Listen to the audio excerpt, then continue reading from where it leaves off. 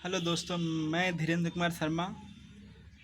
दोस्तों, आज हम जानेंगे फिजिक्स भौतिक विज्ञान भाग नंबर 1 का चैप्टर नंबर 6वां का आंकिक प्रश्न। तो छठे नंबर का जो 6वां चैप्टर है उसका पाठ नाम है वैद्युत चुम्बकीय प्रेरण। उसमें दोस्तों हम पहला क्वेश्चन देख रहे हैं। पहला का हमारे पास पहला देखेंगे तो दोस्तों इस प्रकार से हमारे पास फिगर बना है।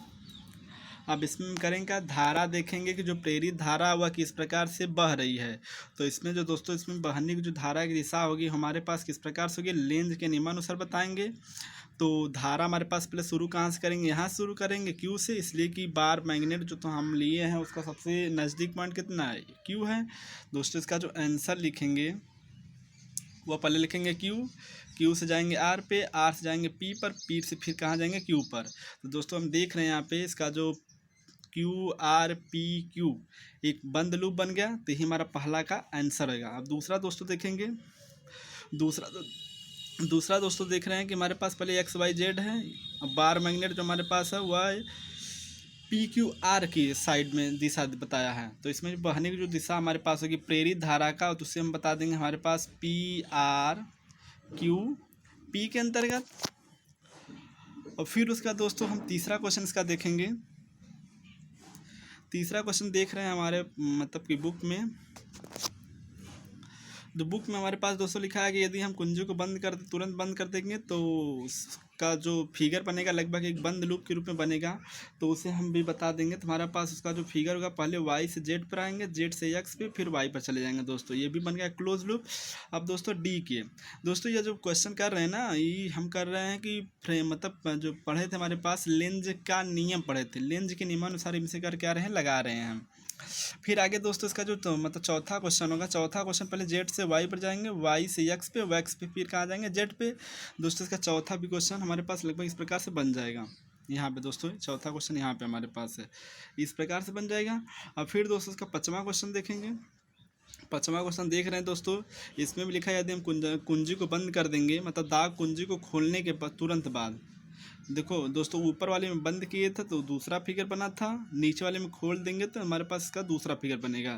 तो उसका जो फिगर बनेगा दोस्तों इस प्रकार से बनेगा। यहाँ से हम पहले दिशा दिखाएंगे, तो दिशा को पहले कहाँ से बताएंगे, एक्स से, एक्स आर वाई फिर एक्स, तो लिख लेंगे एक्स आर वाई एक्स।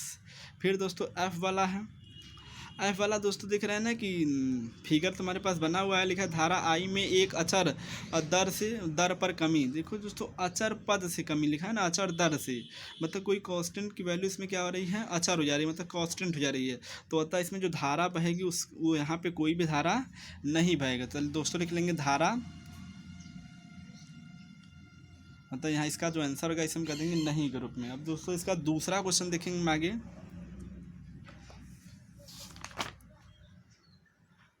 दोस्तों यही है, दूसरा क्वेश्चन लिखा हुआ है चित्र 6.19 में वर्णित स्थितियों के लिए लेंज के नियम का उपयोग करते हुए प्रेरित वैद्युत धारा की दिशा ज्ञात कीजिए।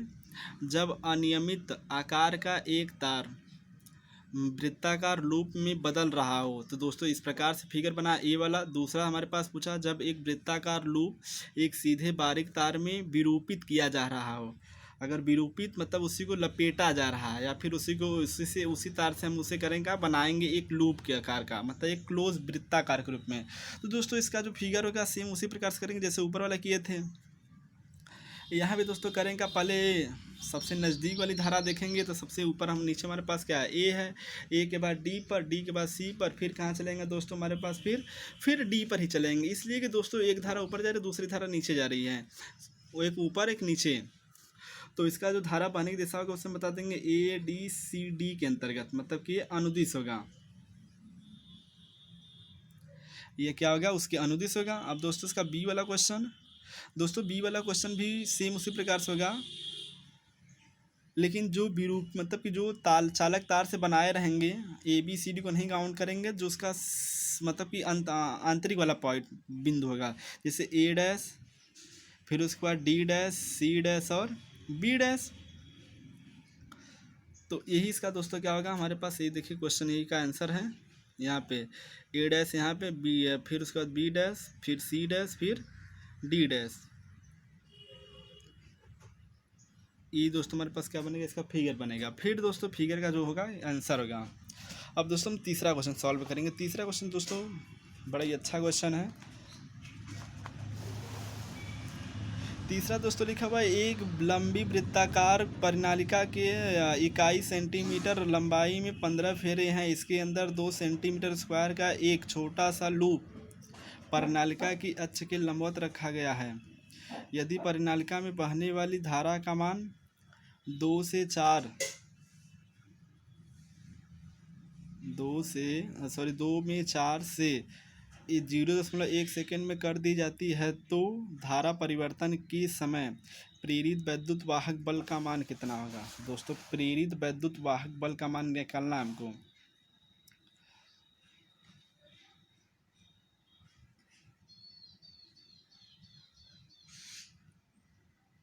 तो दोस्तों करेंगे, यहाँ से हमारे पास 15 फेरे हुए हैं।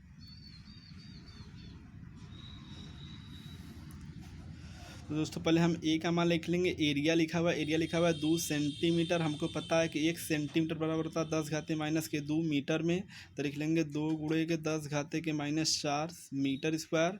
फिर दोस्तों आई का मान दिया हुआ है, तो हम करेंगे परिवर्तन निकाल लेंगे। तो पहले था हमारे पास 2 था, फिर बाद में 4 हो गया, तो परिवर्तन निकालेंगे तो लिख लेंगे 4 - 2 बराबर के 2 एम्पियर में।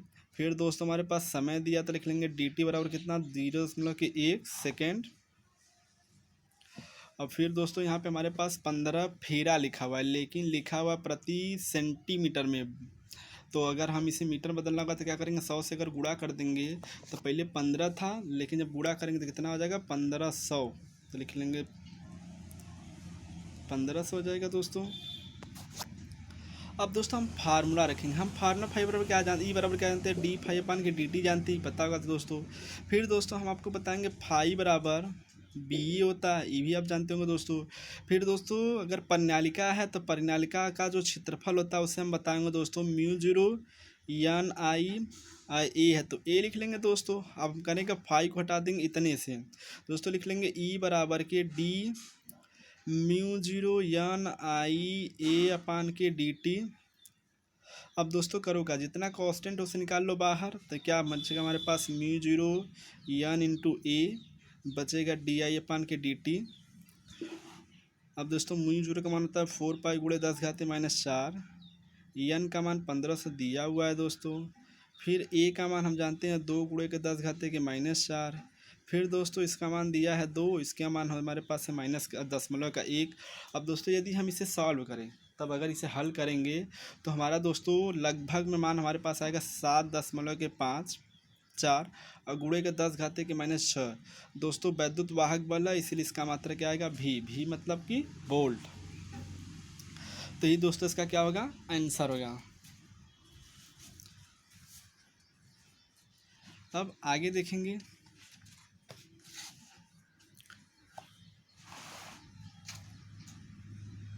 क्वेश्चन नंबर 4 दोस्तों।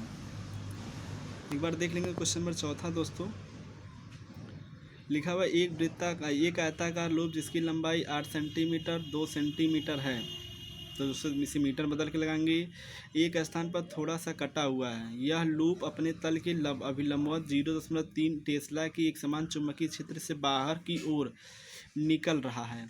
यदि लूप के अंदर बाहर निकलने का वेग 1 सेंटीमीटर पर सेकेंड है, तो कटे भाग के सिरों पर उत्पन्न वैद्युत वाहक बल कितना होगा जब लूप की गति अभिलंबवत हो। इसमें पहला बताएंगे लूप की लंबी भुजा के लिए, दूसरा बताएंगे लूप की छोटी भुजा के लिए प्रत्येक स्थिति में प्रेरित वोल्टता कितने सेकंड तक टिकी रहती है। तो दोस्तों इस पे 2 क्वेश्चन हम लगाएंगे। पहले जो दिया है उसे लिख लेंगे दोस्तों। हमको पता है लेंथ लिखा हुआ है 8 सेंटीमीटर में, लिख लेंगे 8 × 10⁻⁻² मीटर में। फिर दोस्तों विड्थ लिखा हुआ है 2 सेंटीमीटर, लिख लेंगे 2 × 10⁻² मीटर में। फिर दोस्तों वेग लिखा हुआ है 1 सेंटीमीटर पर सेकेंड, अगर बदल लेंगे इसे मीटर में तो लिख लेंगे 0.01 मीटर पर सेकेंड। फिर दोस्तों बस इतना चीज़ दोस्तों हमारे पास क्या होगा, दिया होगा। तो पहले यहाँ से एरिया निकाल लें। अगर एरिया निकालना होगा उसका आयताकार का, तुमको पता है कि आयत का जो क्षेत्रफल होता है उसे कहते हैं लंबाई गुणे के चौड़ाई। लंबाई हमारे पास 8 है और चौड़ाई कितना है 2 है। अगर गुणा करेंगे तो 8 दूना के 16 की घात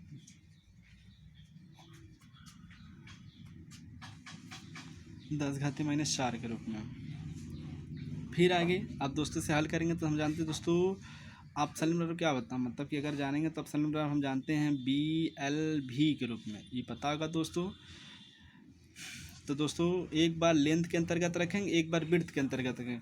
अगर लंबाई पूछे, लंबी भुजा के लिए पूछेगा तो विड्थ रखेंगे, सॉरी दोस्तों क्या कहते हैं उसे अगर पूछेगा तो वहाँ पे रखेंगे 8 सेंटीमीटर। देखो बी भी दिया दोस्तों, बी दिया हमारे पास 0.3 टेस्ला, तो लिख लेंगे 0.3 टेस्ला गुणे के तुम्हारा आपके पास कर देंगे 0.08। फिर उसके बाद दोस्तों कर देंगे भी मतलब कितना है 0.01। अगर इसका हम आपस में गुणा करेंगे तो हमारे पास आएगा 24 गुणे के 10⁻⁻⁴। ये लंबी भुजा के लिए आएगा, जिसे कर देंगे ए के अंतर्गत। अब दोस्तों EMF है तो कर देंगे वोल्ट। फिर दोस्तों टाइम भी बताना, तो हम टाइम लिख लेंगे T बराबर के दोस्तों क्या होता है टाइम बराबर हम जानते हैं हमारे पास इसका अगर निकाल लेंगे तो हमारे पास हो जाएगा कितना, पहले तो लिख लेंगे विड्थ अपान हमारे पास कितना कर देंगे जितना वो जितनी बेग से वो घूम रहा था, तो बेग कितना 0.02 और समय कितना था 0.01। अगर इसे हम हल करेंगे दोस्तों तो कितना आएगा 2 सेकेंड आएगा दोस्तों, पहला आंसर इसका। अब दोस्तों इसका दूसरा वाला क्वेश्चन देखें बी वाला, तो बी वाला भी दोस्तों इसी प्रकार से